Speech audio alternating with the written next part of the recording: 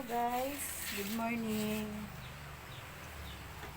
Buti walang pasok guys ngayon kasi ito na naman ang aking hugasin. Buhugas ako guys ng pinggan tsaka maya kasi maglalaba. Nain ko naman na ito ng hugasin namin. Yan ang dami kong ligpitin guys. Tulog kasi po sila. Dito kasi kami guys natutulog sa baba. Hindi na kami doon natutulog sa taas. Natamad ako bumaba at baba paggabi.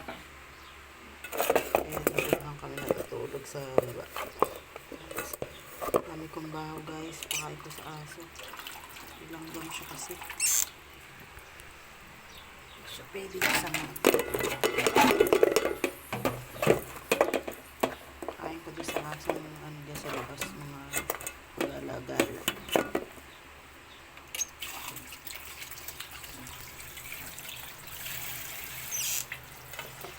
Tara guys, ito na guys sa labas.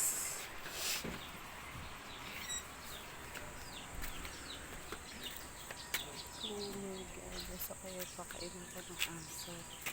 Kaya na lang pakainin. Ayan, tatakuha na silang mimi.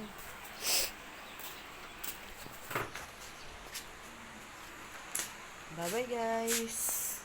Gugas muna ako guys.